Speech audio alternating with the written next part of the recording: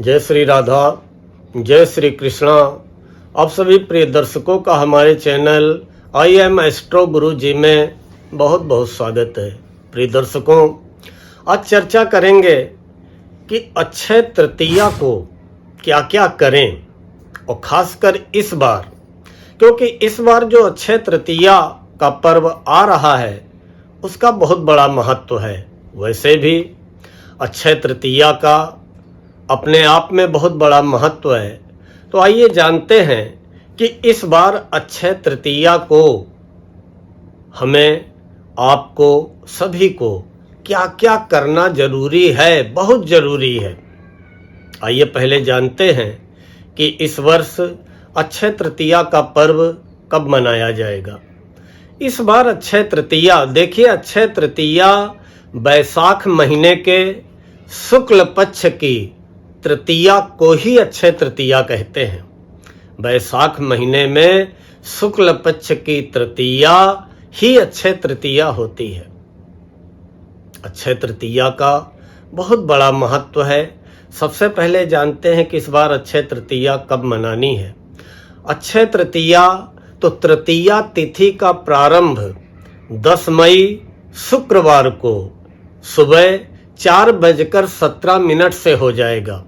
10 मई शुक्रवार को तृतीया तिथि का प्रारंभ प्रातः 4:17 पर हो जाएगा, जो कि पूरा दिन, बल्कि 11 मई को सुबह 2:50 तक तृतीया रहेगी। इसलिए इस बार ये पर्व 10 मई शुक्रवार को मनाना है। इस बार इस पर्व का बहुत अधिक महत्व है। अक्षय तृतीया का महत्व इस बार क्यों है और वैसे भी क्यों रहता है। देखिए, त्रेता युग की शुरुआत, त्रेता युग का प्रारंभ अक्षय तृतीया के दिन से ही हुआ था। भगवान विष्णु के छठे अवतार भगवान परशुराम का इस धरती पर प्रादुर्भाव अक्षय तृतीया को ही हुआ था। अक्षय तृतीया को भगवान विष्णु के छठे अवतार भगवान परशुराम जी का हम लोग जन्मोत्सव भी मनाते हैं। अक्षय तृतीया यथा नाम तथो गुणा, नाम ही है अक्षय, मतलब क्षय न होना, नष्ट न होना। हम जो भी करेंगे वो कभी क्षय नहीं होगा, नष्ट नहीं होगा। अच्छे कार्य करेंगे तो वो हमारे पुण्य में बदल जाएंगे। मेरे अच्छे कार्य हमेशा अमिट रहेंगे, कभी वो क्षय नहीं होंगे। और बुरे कार्य करेंगे तो उनका दुष्परिणाम कई गुना ज्यादा बढ़ जाएगा, वो बुरा कार्य भी क्षय नहीं होगा। इसलिए अक्षय तृतीया को बुरे कार्यों से अवश्य अपने आप को बचाएं, और जो भी हम उस दिन करेंगे शुभ कार्य, उसका परिणाम जन्म जन्मांतर तक मिलता रहेगा, क्योंकि वो कभी क्षय नहीं होगा। इसी दिन से कोई भी कार्य, इस दिन शुभ कार्य किया जा सकता है, क्योंकि अक्षय तृतीया को अबूझ मुहूर्त कहते हैं। कोई भी शुभ कार्य करने के लिए, कोई भी शुभ कार्य करने के लिए इस मुहूर्त पूछने की, मुहूर्त जानने की, मुहूर्त देखने की इस दिन जरूरत नहीं है। इसीलिए अक्षय तृतीया अपने आप में स्वयं सिद्ध मुहूर्त है। इसको स्वयं सिद्ध मुहूर्त भी कहते हैं, अपने आप में सिद्ध दिन है। और उसका एक कारण है कि भगवान विष्णु के छठे अवतार भगवान परशुराम जी का प्रादुर्भाव तो हुआ ही था, त्रेता युग का प्रारंभ भी हुआ था, लेकिन यही एक ऐसा दिन है जिस दिन ग्रहों के राजा सूर्य और मन के कारक चंद्रमा अपनी उच्च राशि में रहते हैं। देखिए, सूर्य से हम सभी प्रभावित हैं। सूर्य को हम सभी नित्य देखते हैं। सूर्य की गर्मी का हम सभी आभास करते हैं। सूर्य आत्मा के कारक हैं, सूर्य हमारे विल पावर है, सूर्य आत्मबल के कारक हैं, सूर्य पिता के कारक हैं, सूर्य यश मान सम्मान के जो है प्रदाता है। उसी तरह चंद्रमा मन का कारक है, मन के हारे हार है, मन के जीते जीत। चंद्रमा मन का कारक है। 16 कलाओं का चंद्रमा दाता है, 16 कलाओं का ज्ञान करने वाला है, अमृत वर्षा करने वाला है, मां के सुख को प्रदान करने वाला है। तो ये दो ग्रह सूर्य और चंद्र इस दिन अपनी अपनी उच्च राशि में रहते हैं। सूर्य की उच्च राशि मेष है, चंद्रमा की उच्च राशि वृषभ है, टॉरस है। तो अक्षय तृतीया किसी भी वर्ष आप देखिएगा तो सूर्य अपनी उच्च राशि मेष में होंगे और चंद्रमा अपनी उच्च राशि वृषभ में होंगे। इस बार की अक्षय तृतीया का बहुत अधिक महत्व बढ़ गया है, क्योंकि गुरु और चंद्र एक साथ विराजमान होंगे। गुरु और चंद्र एक साथ विराजमान होंगे तो गजकेसरी योग का निर्माण हो रहा है। उसके अलावा सुकर्मा योग दोपहर को 12 बजे लग जाएगा, तो सुकर्मा योग का निर्माण हो रहा है। तो इतने एक चीज और है कि इस दिन रोहिणी नक्षत्र भी रहेगा। इस बार की अक्षय तृतीया का महत्व और ज्यादा इसीलिए बढ़ गया है कि रोहिणी नक्षत्र भी रहेगा, और रोहिणी नक्षत्र दोपहर में 12:47 तक रहेगा, जो कि पूजन के लिए, भगवान विष्णु के पूजन के लिए, माता लक्ष्मी के पूजन के लिए, लक्ष्मी नारायण भगवान के पूजन के लिए बहुत ही उत्तम है। आइए जानते हैं कि पूजन का शुभ समय क्या है। 10 मई शुक्रवार को सुबह स्नान करें और स्नान करने के बाद सूर्य देव को 1 लोटा जल चढ़ाएं। उसके बाद पीले वस्त्र धारण करके अपने पूजा घर में प्रवेश कर जाएं। भगवान विष्णु की, माता लक्ष्मी जी की पूजा करनी है। कोई मंत्र नहीं आता है, तो भाव का भूखा हूं मैं, भाव ही एक सार है, और नारायण कहते हैं कि भाव से मुझको भजो तो भव से बेड़ा पार है। आप लक्ष्मी नारायण भगवान को, भगवान विष्णु को, माता लक्ष्मी को स्नान करा दें। स्नान करा के जो भी आपके पास है, भगवान विष्णु को चंदन, माता लक्ष्मी को पीला सिंदूर, उसके अलावा पुष्प, अक्षत, जो भी आपके पास है उनकी पूजन करिए। ओम नमो भगवते वासुदेवाय, ओम महालक्ष्मी नमः, ओम लक्ष्मी नारायणाय नमः बोलते रहिए मने मन। तो पूजन का शुभ मुहूर्त आइए जानते हैं कि सुबह 7:44 से लेकर के 12:20 तक, 10 मई शुक्रवार को सुबह 7:44 से लेकर के दोपहर 12:20 तक आप भगवान विष्णु, माता लक्ष्मी जी का पूजन करें, अपनी अर्जी लगाएं। अवश्य माता लक्ष्मी की जन्म जन्मांतर तक, भगवान विष्णु की, माता लक्ष्मी की आपके ऊपर, आपके परिवार के ऊपर कृपा बनी रहेगी। और इसके बाद आइए जानते हैं कि और क्या क्या करना है अक्षय तृतीया को, जो कि करना ही करना है, चूकना नहीं है। दूसरा कार्य क्या करना है, कहते हैं कि इस दिन लोहा, प्लास्टिक और स्टील ये सब नहीं खरीदना चाहिए। इनको खरीदने से घर में राहु का दुष्प्रभाव बढ़ जाता है। इस दिन आप लोहा, स्टील, प्लास्टिक ये सब चीजें खरीदने से बचें। इस दिन खरीदारी की जाती है धातु की, सोना चांदी की। जो सक्षम है, जिनके ऊपर माता लक्ष्मी की कृपा बनी हुई है, वो लोग इस दिन, वैसे सुकर्मा योग दोपहर में 12 बजे के बाद चालू हो जाएगा, लेकिन किसी भी समय आप सोना चांदी की खरीदारी करें। अवश्य कुछ ना कुछ सोना या चांदी के रूप में खरीदें। और बहुत से दर्शक ये सोच रहे होंगे कि हमारे ऊपर तो अभी तक लक्ष्मी जी की कृपा हुई नहीं, पंडित जी कह तो रहे सोना चांदी खरीदो, हम कहां से सोना चांदी खरीदेंगे।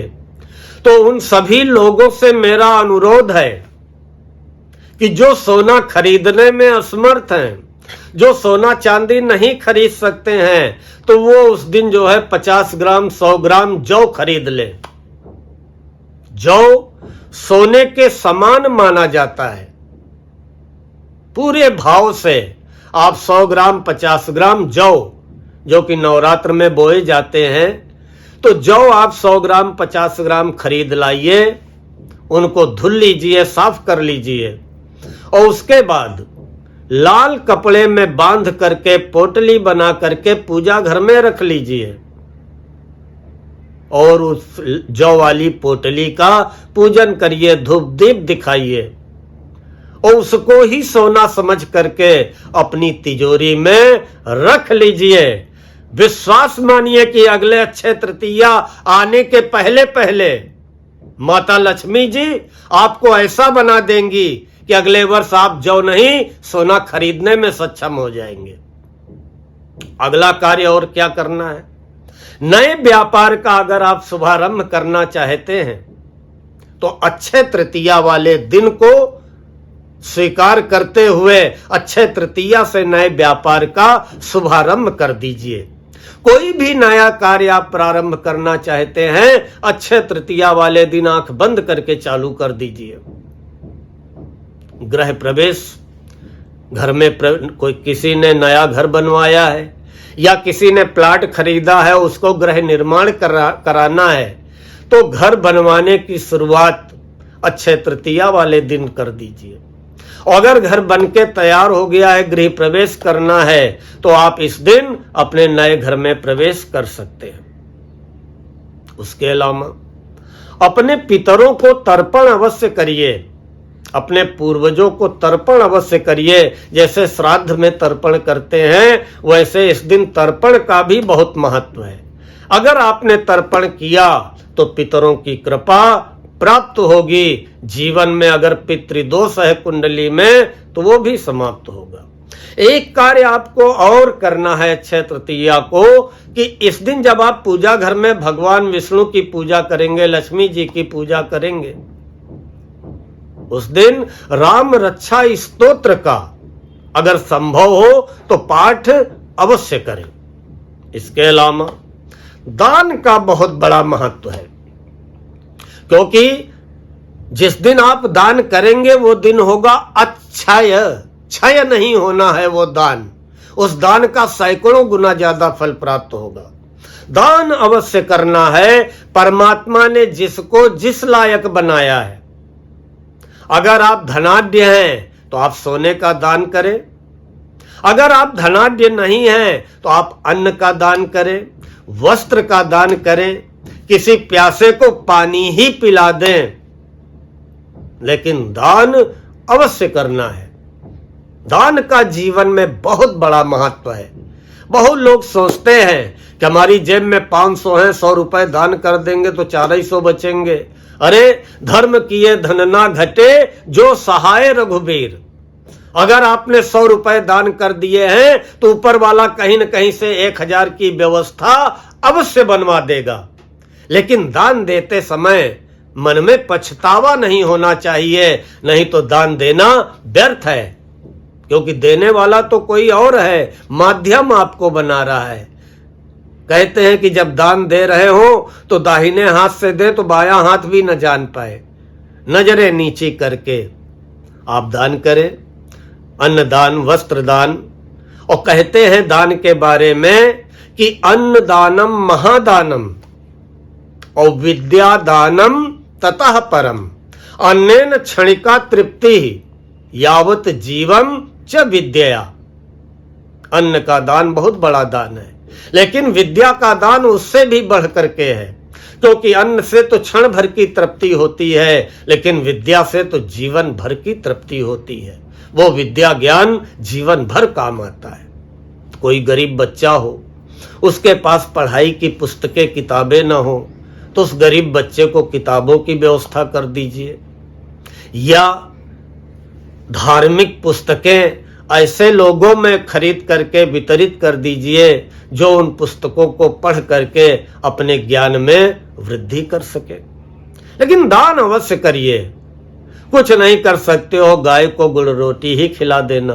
कितना अच्छा संयोग है कि अक्षय तृतीया जिस दिन हमें भगवान विष्णु और माता लक्ष्मी जी की कृपा प्राप्त होनी है, जिस दिन सूर्य और चंद्रमा अपनी उच्च राशि में विराजमान है, सूर्य चंद्रमा का भी आशीर्वाद जिस दिन मिल रहा है, उस दिन शुक्रवार का दिन पड़ रहा है, जो कि वैसे भी वैभव लक्ष्मी संतोषी माता का दिन माना गया है। तो गाय को गुड़ रोटी खिला दीजिए, किसी गरीब को भोजन करा दीजिए, कुत्तों को खिला दीजिए, लेकिन दान अवश्य करिए। इस दिन शादी अगर किसी को करनी है, इस दिन शादी कर सकते हैं। सगाई के लिए बहुत अच्छा आज का मतलब अक्षय तृतीया का दिन रहता है। वो नया वाहन आप खरीदना चाहते हैं तो अक्षय तृतीया को आप नया वाहन अवश्य खरीद लें। कोई प्रॉपर्टी की खरीदारी करना चाहते हैं तो अक्षय तृतीया को प्रॉपर्टी की खरीदारी कर लें, क्योंकि ये कभी क्षय नहीं होगा, ये कभी नष्ट नहीं होगा। इसके अलावा पूजा घर में जब सुबह पूजा करें तो 11 कौड़ियां लाल कपड़े में लपेट करके रख लें पूजा घर में, और वहीं पूजा घर में वो पोटली 11 कौड़ी जो लाल कपड़े में लपेटेंगे वहीं पूजा घर में माता लक्ष्मी भगवान विष्णु की प्रतिमा के पास रखी रहेगी और नित्य आप उनका पूजन करते रहें। हमें विश्वास है कि हर आपका काम बनेगा। किसी भी प्रकार की कोई चिंता है वो समाप्त होगी। दैहिक दैविक भौतिक तापों का शमन होगा। आर्थिक सामाजिक पारिवारिक शारीरिक कोई भी समस्या है उसका निराकरण होगा। आप विश्वास करें, भगवान विष्णु की कृपा मिलेगी, लक्ष्मी जी की कृपा मिलेगी, सूर्य और चंद्रमा और गुरु का आशीर्वाद मिलेगा। कितना अच्छा ये दिन है, इसका जो है पूरा फायदा उठाएं और एक प्रयास करें, एक चीज गांठ बांध ले मन में कि अक्षय तृतीया वाले दिन हमको सब कुछ अच्छा ही अच्छा करना है। अच्छी सोच रखनी है, अच्छी वाणी रखनी है, अच्छे कर्म करने हैं। बुरी सोच से, बुरी दृष्टि से, किसी की बुराई से अपने आप को बचाना है।